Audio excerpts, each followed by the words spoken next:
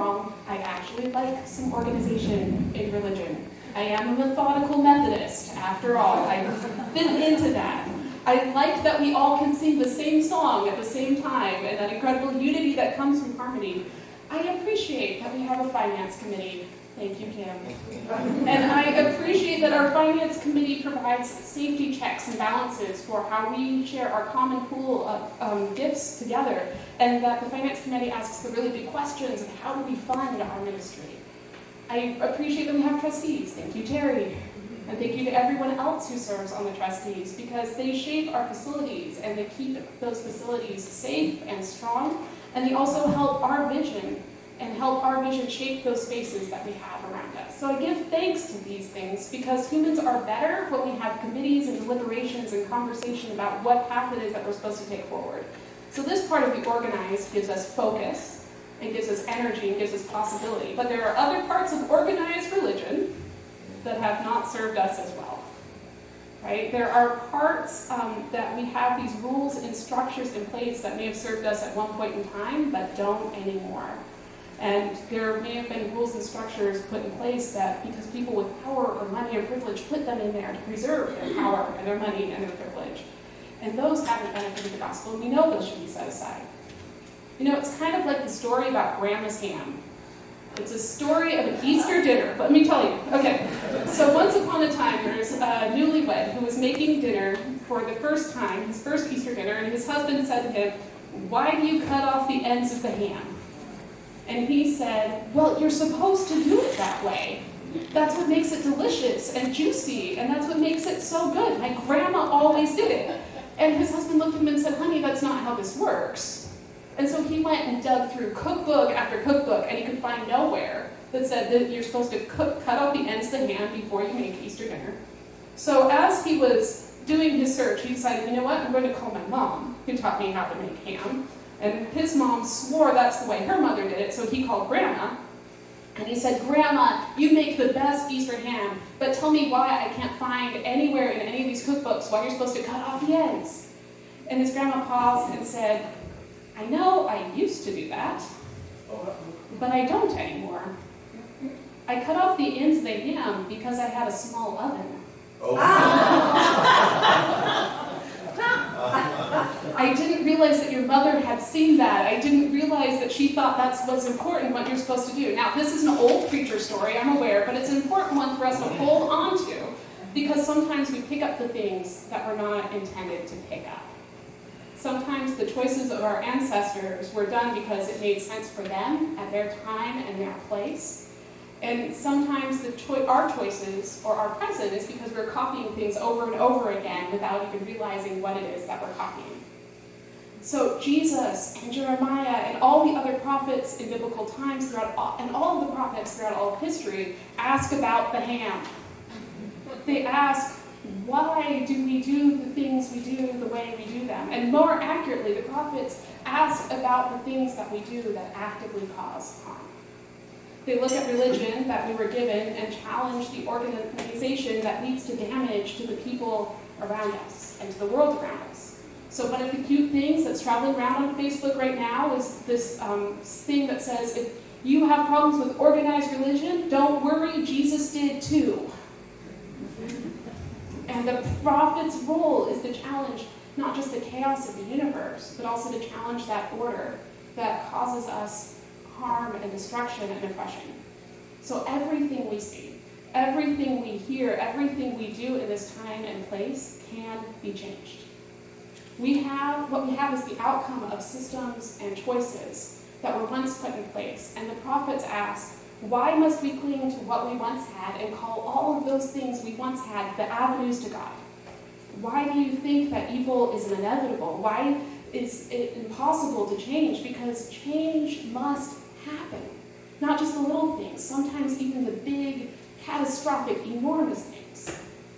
So when we come to this scripture and to this particular passage, we realize that this is one of Jesus' really hard teachings. It is one of his challenges to us to say, go and hate your family, and then you can follow me. He says, go and give away everything you have, and then you can be my true disciple. And so often we tame Jesus, We make him a bit more comfortable for us, right? We really like it when he says, let the children come to me. And we really like it when he heals people, but we get uncomfortable when he tells us things like, go give away everything.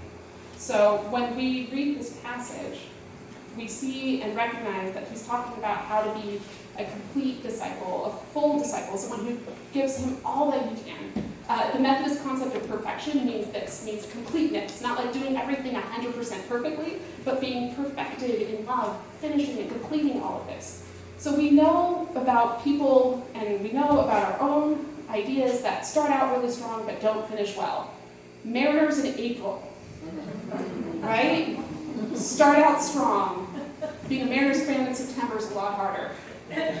Or if you're not a sports fan, maybe the Guns N' Roses Chinese Democracy album, right? Okay, excellent. That didn't quite ever come to fullness or completion, or the J.R.R. Tolkien Silmarillion, right? Like that didn't get finished. Or, if not a pop culture reference, Tacoma. And that interchange in Tacoma that started before I was born. The traffic and reconstruction, and it will never be fully perfected and completed because it keeps on trying to fix problems that were 10 years ago, and never the current problem in crisis. So we know about things that can start out strong. We know about things that could possibly finish really, really well, but we lose momentum. We lose the big picture. And in order to fully become Jesus' disciple then, in order to be that full, complete picture, we have to give away all of our possessions and turn away from our families. Okay, I went and softened it again. Not turn away. The word that Jesus uses in the Koine Greek, and I double-checked because I was really hoping it didn't mean what I thought it was in fact miseo, which does mean to hate or to despise. You must hate and despise your family. And it's a word that comes up several times in the Gospels. We hear it in Luke's version of the Beatitudes. He says in chapter 6, "Happy are you when people hate you, reject you, insult you, and condemn your name as evil because of the human one. Rejoice when that happens. Leap for joy because you have a great reward in heaven. Their ancestors did the same things to the prophets." So it's easier to understand hate this way, to be the ones who receive the hatred because of what we do. It's another thing altogether to see how we could ever, as Christians, be an active part of that verb. So, one of my absolute favorite saints is St. Francis of Assisi. And not just because of his proto-environmentalist stance, how he looked on that natural world he would have loved last night's storm, not just because of seeing the work of God in all of creation, that's not the only reason I love him, and not just because he was so committed to peace, he tried to end the Crusades, and went and tried to broker peace talks between the Crusaders and the Muslims. No, I adore him because he takes Jesus at his word. So St. Francis started off as the rich son of a fabric merchant, and he was frivolous. He partied all the time, but his father loved him and adored that scamp. But Francis would have these moments where he'd be stunningly generous. One time, a beggar came and asked for some money, and he ignored him, and he finished the deal that he was doing at his father's stall. But then as soon as he completed it, he ran and chased after the man and gave everything he had in his pocket, all the money. And when he got home, his father screamed at him, "How dare you do that? How dare you give away so much?" And for a time, Francis did the expected thing of a young son.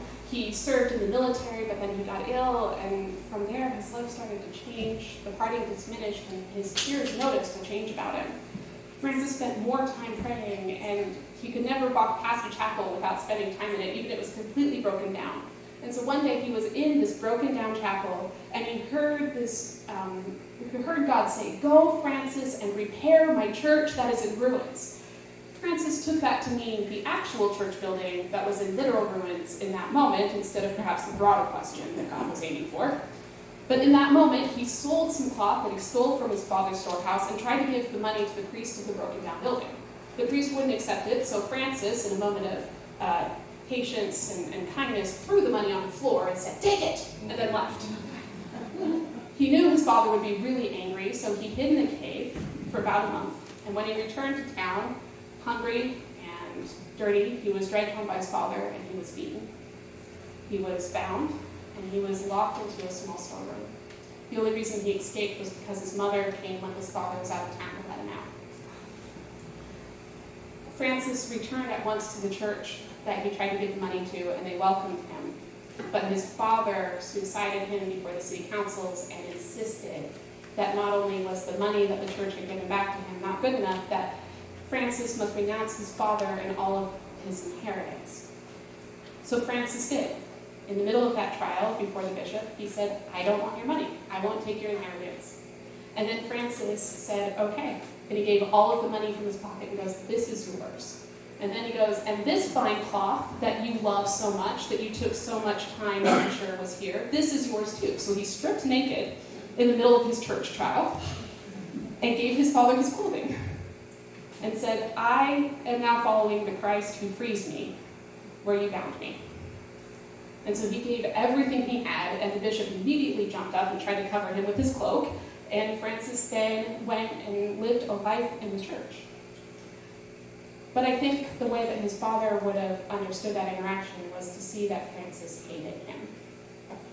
Francis chose the people in poverty and the wilderness and the church over his father's money, and over his father's partying ways and hatefulness.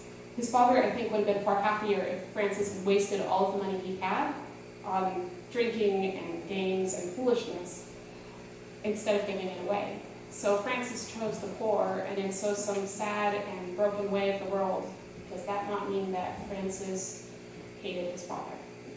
He rejected what came from his father, not just the inheritance, but also the inheritance of violence and greed and ego. Francis never referred to his biological father as father again, and they were never reconciled. Francis chose instead to call God his father, the one who is the father to all of his siblings in poverty.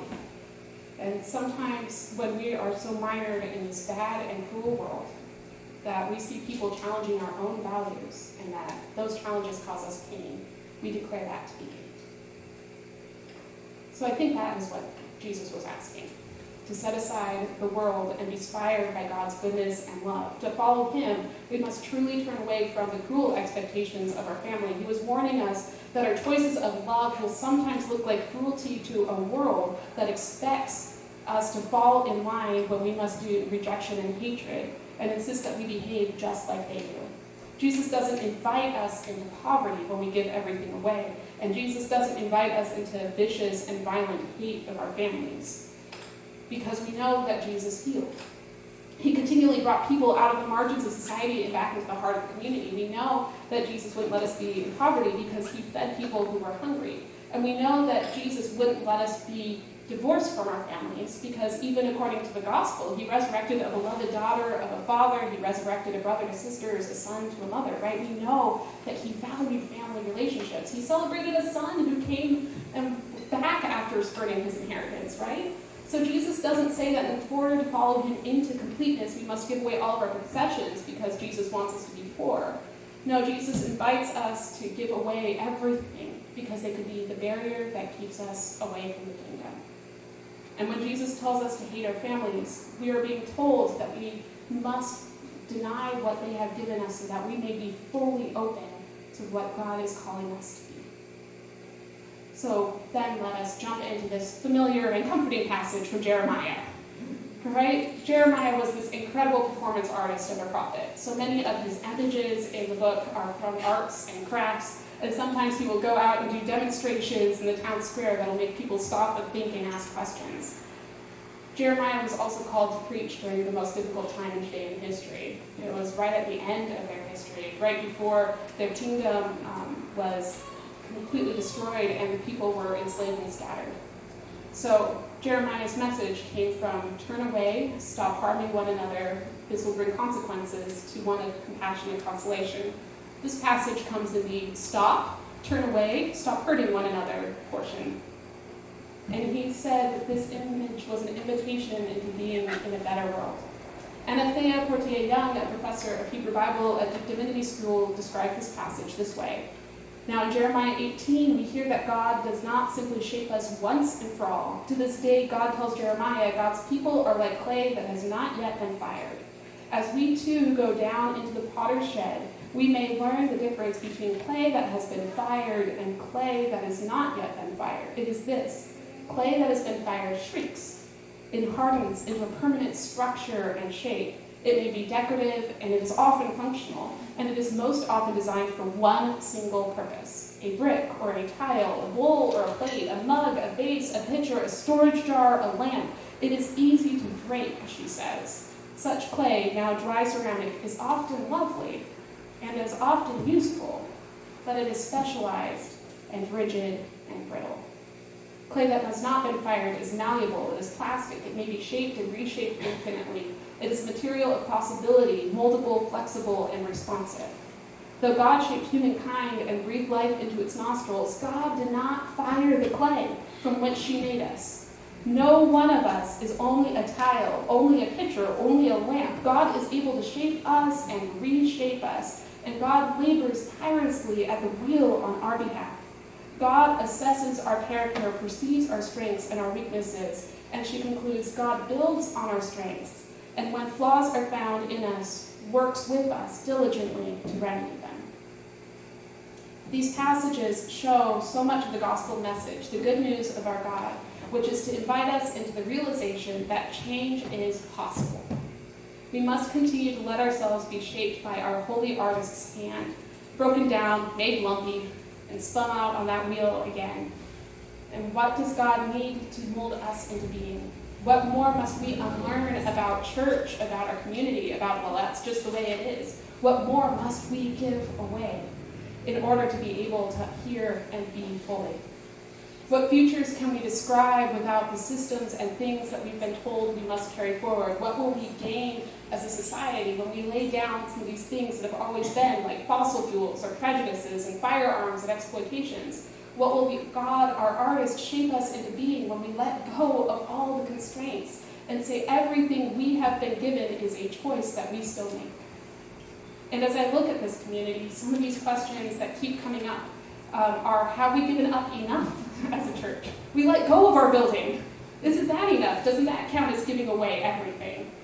I hear stories about your yard sales and your rummage sales. Did that count as giving up everything, God? And how much more do we have to give up? Have we let go of enough of our sense of comfort and privilege to be able to welcome in the lost and the scared and the sacred, the neighbor, and the unexpected? And what more, God, do you ask of us? And what more must we do so that we can be free? And that is a hard and beautiful question to ask. Because children of God, this beloved community, this is a good news story from our God, is that we aren't fired clay. We aren't one-use church people. We aren't stuck. We aren't in one role, one way of being. We are able to be changed and reformed on that potter's wheel of our God. We aren't beholden to being a church that has no relevance and no compassion. We are invited to be a church that changes and moves and dances with the life and the world around us. So this gospel remains needed because God's universal and unconditional love remains a gift of life and goodness in the world around us. This story of laying everything down gives us the opportunity to ask, what then can we take up? So even though the laying down of the work is incredibly difficult, even unbearable, but by laying these things down, we get to ask the questions, then God, what too shall we gain? Because God offers us this gift, offers us community, offers us love, offers us life. And we are invited into these over and over again. These are great gifts of care. So even as we mourn, and even as we are still called to give up, we can still see the hope and the freedom that comes in our future. And we can still see the joy of being disciples. And we can still see the possibility that Christ is calling us into. So may God open our eyes and open our hearts and inspire us even again, even as we are a little tired, even as we continue to be hopeful and prayerful and encouraged by knowing that the future to come is one of love and life, even if it has nothing that we know. Thanks be to God. Amen. Amen. Now comes our next hymn.